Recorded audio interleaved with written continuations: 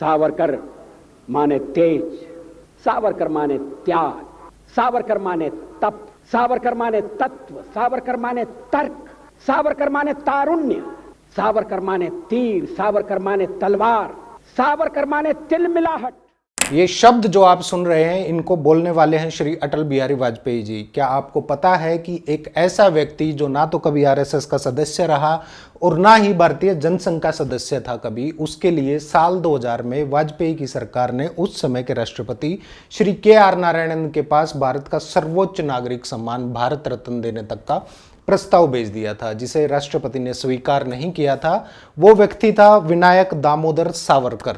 अक्टूबर 1906 में लंदन की एक ठंडी शाम के दौरान शांत मन से विनायक दामोदर सावरकर इंडिया हाउस के अपने कमरे में गोश्त तल रहे थे। सावरकर ने उस दिन एक गुजराती को अपने यहाँ खाने पर बुला रखा था, जो दक्षिण अफ्रीका में रह रहे भारतीयों के साथ हो रहे अन्याय के प्रति दुनिया का ध्यान आकर्षित कराने लंदन आए हुए थे, और उनका नाम था मोहनदास करमचंद गांधी। मिस्टर गांधी सावरकर से कह रहे थे कि अंग्रेजों के खिलाफ उनकी रणनीति जरूरत से ज्यादा आक्रामक है।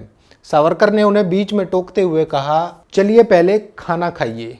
काफी चर्चा में रहने वाली किताब the RSS icons of the Indian right लिखने वाले नीलांजन मुखोपाध्याय बताते हैं कि उस समय गांधी महात्मा नहीं थे, बल्कि वो सिर्फ मोहनदास करमचंद गांधी थे, क्योंकि तब तक भारतवर्ष उनकी कर्म भूमि नहीं बनी थी। जब सावरकर ने मिस्टर गांधी को खाने की दावत दी तो उन्होंने ये कहते हुए माफी मांग ली कि वो गोश्त नहीं खाते। इस पर सावरकर ने उनका मजाक भी उड़ाया कि कोई कैसे बिना गोश्त खाए अंग्रेजों की ताकत को चुनौती दे सकता है। गौरतलब हो कि उस रात गांधी सावरकर के कमरे से अपने सत्याग्रह आंदोलन के लिए उनका समर्थन लिए बिना खाली पेट निकले थे। साल 1948 में महात्मा गांधी की हत्या के 6वें दिन विनायक दामोदर सावरकर को गांधी की हत्या के षड्यंत्र में शामिल होने के लिए मुंबई से गिरफ्तार कर लिया गया था। हालांकि फरवरी 1949 में सावरकर को बरी भी कर दिया गया था। नमस्कार दोस्तों, कैसे हैं आप सब। दोस्तों, सावरकर को लेकर राजनीतिक पार्टीज में अक्सर खींचातानी बनी रहती है और जानकारी के अभाव में लोग भी अक्सर आपस में लड़ते रहते हैं। मैंने कई बार इस हद तक लोगों को लड़ते देखा है कि बात पुलिस या कोर्ट कचहरी तक पहुंच जाती है। सोचने वाली बात है कि ऐसा क्या है सावरकर के इतिहास में जो संघ और बीजेपी उसको वीर घोषित करने पर उतारू है और कुछ राजनीतिक दल किसी भी हद तक उसका विरोध करने पर उतारू हैं। आज की इस वीडियो में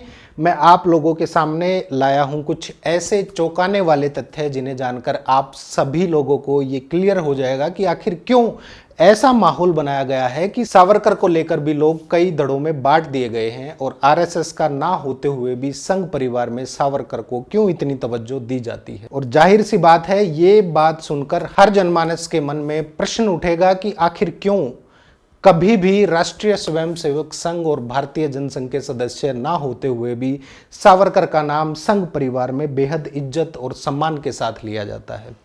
इतना ही नहीं, साल 2000 में वाजपेयी सरकार ने तत्कालीन राष्ट्रपति के.आर. नारायणन के पास सावरकर को भारत का सर्वोच्च नागरिक सम्मान भारत रत्न देने का प्रस्ताव भेजा था, लेकिन उन्होंने उसे स्वीकार नहीं किया था। नीलांजन मुखोपाध्याय, जो कि एक लेखक और पत्रकार हैं, उन्होंने the demolition India at the crossroads, the RSS icon of the Indians right और Narendra Modi the man the times जैसी किताबें लिखी हैं। उनका कहना है कि 26 मई 2014 को नरेंद्र मोदी प्रधानमंत्री पद की शपथ लेते हैं और उसके 2 दिन बाद ही वीर सावरकर की 131वीं जन्म तिथि पड़ती है। तब वो संसद भवन जाकर सावरकर के चित्र के सामने सिर झुकाकर उन्हें श्रद्धांजलि देते हैं, जिसके बाद सावरकर के नाम को लेकर एक बार फिर से एक नए विवाद ने जन्म ले लिया।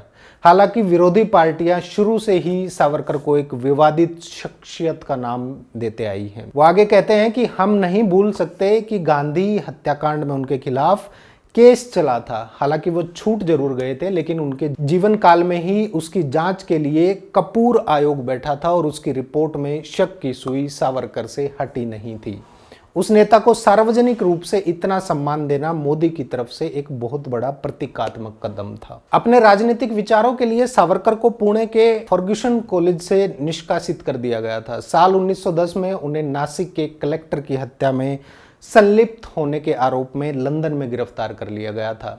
सावरकर पर अच्छा खासा शोध करने वाले निरंजन तकले बताते हैं कि 1910 में नासिक के जिला कलेक्टर जैक्सन की हत्या के आरोप में पहले सावरकर के भाई को गिरफ्तार किया गया था और सावरकर पर आरोप था कि उन्होंने लंदन से अपने भाई को एक पिस्टल भेजी थी जिसका हत्या में इस्तेमाल किया गया था। गिरफ्तार करके एसएस मौर्य नाम के पानी के जहाज से उन्हें भारत लाया जा रहा था। जब वो जहाज फ्रांस के मोरसे बंदरगाह पर एंकर हुआ तो सावरकर जहाज के शौचालय के पोर्ट होल से बीच समुद्र में कूद गए। इसके आगे की कहानी उनकी जीवनी ब्रेव हार्ट सावरकर लिखने वाले आशुतोष देशमुख बताते हैं कि उस समय सावरकर ने जानबूझकर अपना नाइट गाउन पहन रखा था। शौचालय में शीशे लगे हुए थे ताकि अंदर गए कैदी पर नजर रखी जा सके। सावरकर ने अपना गाउन उतारकर उससे शीशे को ढक दिया। सावरकर ने पहले से ही शौचालय के पोर्ट होल को नाप लिया था और अंदाजा लगा लिया था कि उसके जरिए बाहर निकल सकते हैं और अपने दुबले पतले शरीर का फायदा उठाकर उन्होंने अपने आप को पोर्ट होल से नीचे उतारा और बीच समुद्र में कूद गए। यहाँ उनकी नासिक की तैरने की ट्रेनिंग काम आई और वो तट की तरफ तैरते हुए बढ़ने लगे। हालांकि सुरक्षा कर्मियों ने उन पर गोलियां चलाई लेकिन वो बच निकले। देशमुख ने आगे अपनी किताब में लिखा है कि तैरने के दौरान सावरकर को चोट लगी और उससे खून बहने लगा। सुरक्षाकर्मी भी उसका पीछा करते हुए समुद्र में कूद गए और तैर कर उनका पीछा करने लगे। सावरकर करीब 15 मिनट तक तैरकर किनारे पर पहुंच गया लेकिन किनारा बेहद फिसलन भरा था। पहली बार तो वो फिसले लेकिन दूसरे प्रयास में वो जमीन पर पहुंच गए और तेजी से दौड़ने लगे।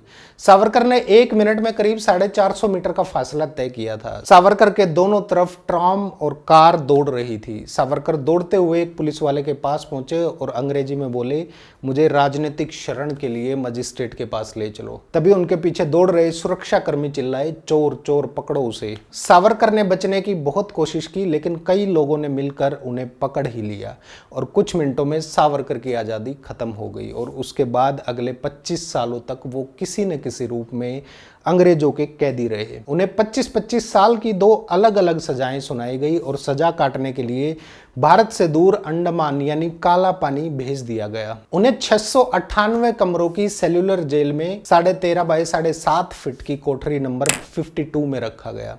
वहां की जेल में रह रहे कैदियों के जीवन का जिक्र करते हुए आशुतोष देशमुख सावरकर की जीवनी में लिखते हैं कि अंडमान में सरकारी अफसर बग्गी से चलते थे और राजनीतिक कैदी इन बग्गियों को खींचा करते थे। वहां ढंग की सड़कें भी नहीं होती थी और इलाका भी पहाड़ी होता था और ऐसे में जब कैदी बग्गियों को नहीं खींच पाते थे तो उनको गालियां दी जाती थी, उनकी पिटाई होती थी। कैदियों को कई दिनों तक पनीर सूप दिया जाता था और इसके अलावा उन्हें कुनैन पीने के लिए भी मजबूर किया जाता था जिसके कारण उन्हें चक्कर आने लगते थे। कुछ लोग उल्टियां कर देते थे और कुछ को बेहद गंभीर दर्द रहता था। सभी कैदियों का शौचालय जाने का समय प्री डिसाइडेड होता था और शौचालय के अंदर भी उन्हें तय समय सीमा तक रहना होता था। कभी कभी कैदी को जेल के अपने कमरे के कोने में ही मल त्यागना पड़ जाता था जिसके कारण जेल की कोठरी की दीवारों से मल और पेशाब की बदबू आती थी। कभी कभी कैदियों को खड़े खड़े ही हथकड़ियां और बेड़ियां पहनने की सजा दी जाती थी और उस दशा में उन्हें खड़े खड़े ही शौचालय का इस्तेमाल करना पड़ता था। यहाँ तक कि उल्टी करने के दौरान भी उन्हें बैठने की इजाजत नहीं थी। अब यहां तक तो सावरकर के जीवन के बारे में सुनकर हर कोई उनको वीर की उपाधि देगा क्योंकि इतनी पीड़ा और दुख दर्द से गुजरने के बाद अगर कोई व्यक्ति अंग्रेजों के खिलाफ लड़ रहा है तो जाहिर सी बात है बलिदान तो उसने दिया है। और आजकल के राष्ट्रभक्त जो दिन रात लोगों को गालियां देकर जबरदस्ती अपने आप को देशभक्त घोषित करने की कोशिश में रहते हैं, उनको खाली जेल में डाल दो तो वो शत्रु की सेना में शामिल होने के लिए तैयार हो जाते हैं। ऐसे लोग आखिर कैसे सावरकर के बारे में सही जानकारी दे सकते हैं? यहाँ तक तो सावरकर देशभक्त थे लेकिन यहाँ से सावरकर की दूसरी जिंदगी शुरू होती है। सेलुलर जेल में उनके काटे 9 साल 10 महीनों ने अंग्रेजों के प्रति सावरकर के विरोध को बढ़ाने की बजाय खत्म कर दिया। निरंजन तकले बताते हैं कि मैं सावरकर की जिंदगी को कई भागों में देखता हूं। उनकी जिंदगी का पहला हिस्सा रोमांटिक क्रांतिकारी का था जिसमें उन्होंने 1857 की लड़ाई पर किताब लिखी थी। उसमें उन्होंने बहुत अच्छे शब्दों में धर्मनिरपेक्षता की वकालत की थी लेकिन गिरफ्तार होने के बाद असलियत से उनका सामना हुआ और वो अंग्रेजों के अत्याचार सह नहीं पाए। 11 जुलाई 1919 को सावरकर अंडमान पहुंचे और 29 अगस्त को उन्होंने अपना पहला माफीनामा लिखा वहां पहुंचने के 1.5 महीने के अंदर। इसके बाद 9 साल में उन्होंने 6 बार अंग्रेजों को माफी पत्र दिए। अब विवाद उनके जीवन के इस हिस्से से जुड़ना शुरू हो गया और इसी कारण आज लोग सावरकर को वीर मानने को तैयार नहीं है। निरंजन तकले आगे बताते हैं कि जेल के रिकॉर्ड बताते हैं कि वहां हर महीने 3 या 4 कैदियों को फांसी दी जाती थी और फांसी देने की जगह उनके कमरे के बिल्कुल नीचे ही थी। हो सकता है इसका सावरकर पर असर पड़ा हो। ऐसा कहा गया है कि जेलर बैरी ने सावरकर को कई रियायतें भी देनी शुरू कर दी थी। एक और कैदी वीरेंद्र घोष ने बाद में लिखा कि सावरकर बंधु हम लोगों को जेलर के खिलाफ आंदोलन करने के लिए गुपचुप तौर से भड़काते थे, लेकिन जब हम उनसे कहते थे कि खुलकर सामने आइए, हमारे साथ आइए, तो वो पीछे हट जाते थे और इसी कारण उनको कोई भी मुश्किल काम नहीं दिया जाता था, यानी जेलर उनका फेवर करता था। जेल में हर 15 दिन में हर कैदी का वजन लिया जाता था। जब सावरकर सेलुलर जेल पहुंचे तो उनका वजन करीब 112 पाउंड था, यानी करीब 51-52 किलो के आसपास। 2.25 साल बाद जब उन्होंने क्रेडा को अपना चौथा माफीनामा दिया तो उनका वजन 126 पाउंड था, करीब 58 से 60 किलोग्राम।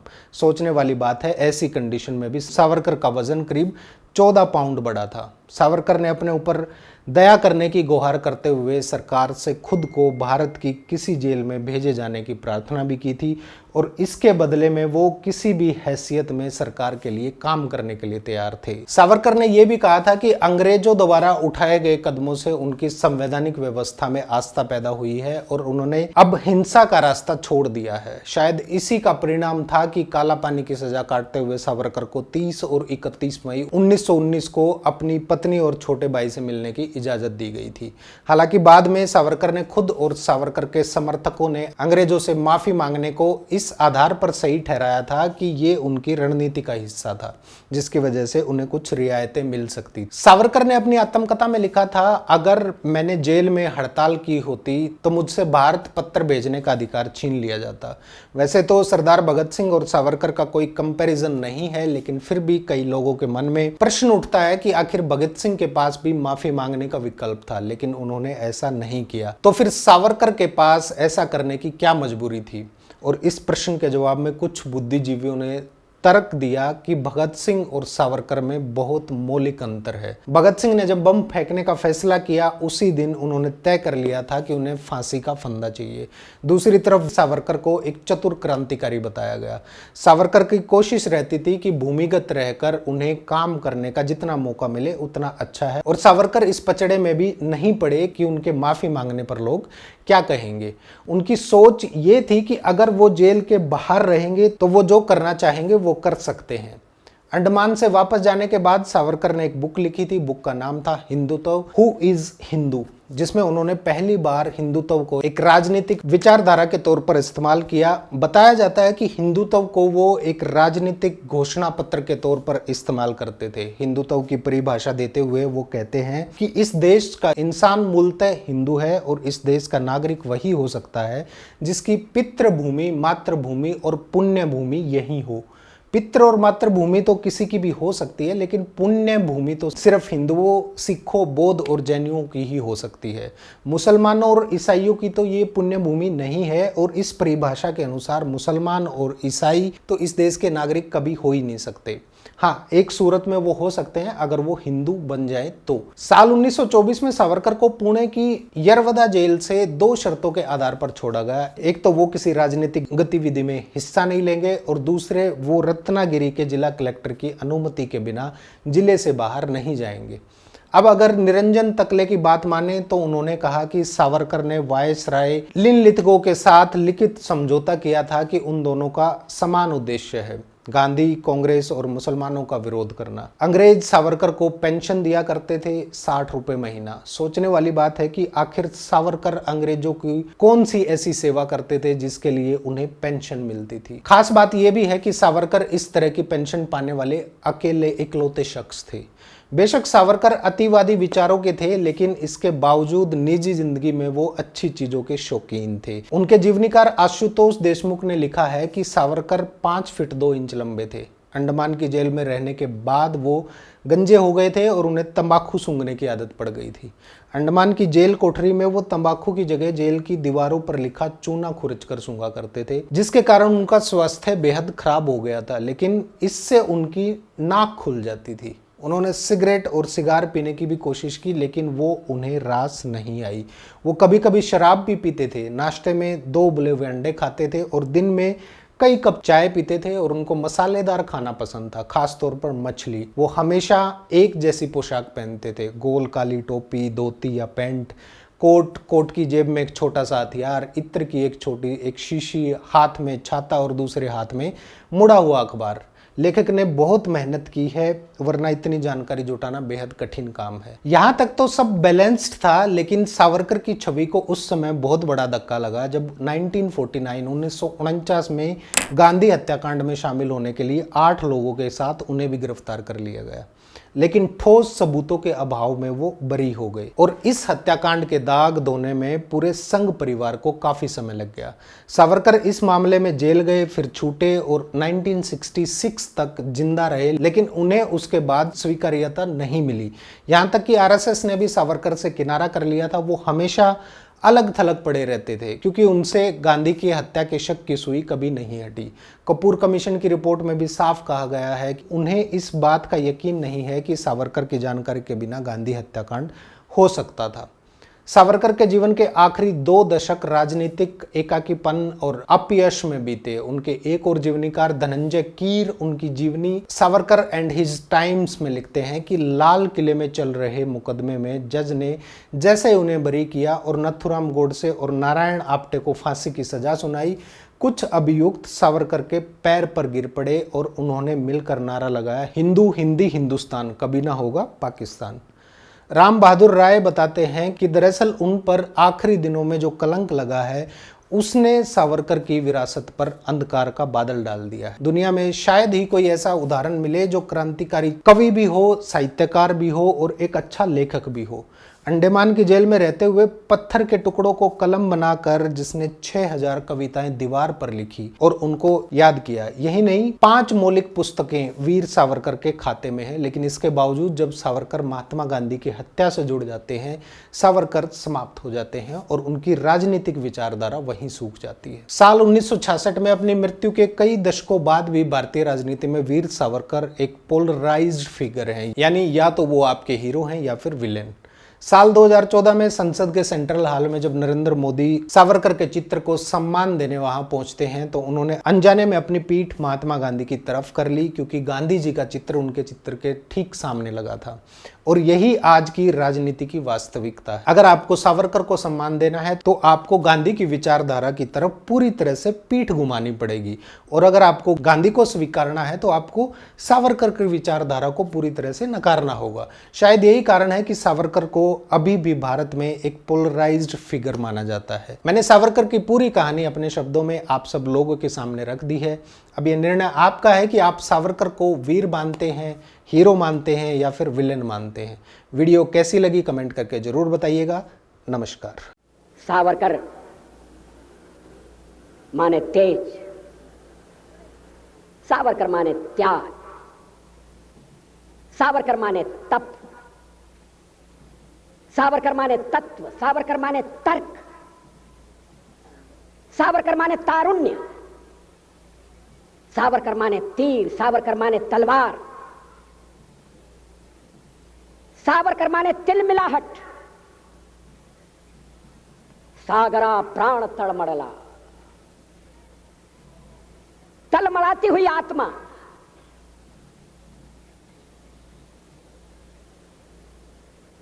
सावरकर माने तितीक्षा, सावरकर माने तीखापन, सावरकर म्हणजे तिखट,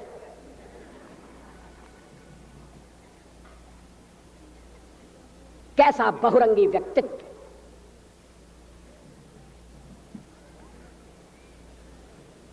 कविता और क्रांति।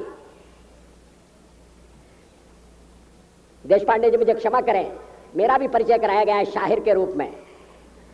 कविता और भ्रांति तो साथ साथ चल सकती है, मगर कविता और क्रांति का साथ चलना बहुत मुश्किल है। कविता माने कल्पना, शब्दों के संसार का सृजन, ऊंची उड़ान। और कभी कभी ऊंची उड़ान में अगर धरातल से पांव उठ जाए, वास्तविकता से नाता टूट जाए, तो कभी कोई शिकायत नहीं होगी। उसके आलोचक भी इस बात के लिए उसकी टीका नहीं करेंगे। मगर सावरकर जी का कवि ऊंची से ऊंची उड़ान भरता था। सावरकर में ऊंचाई भी थी और गहराई भी थी।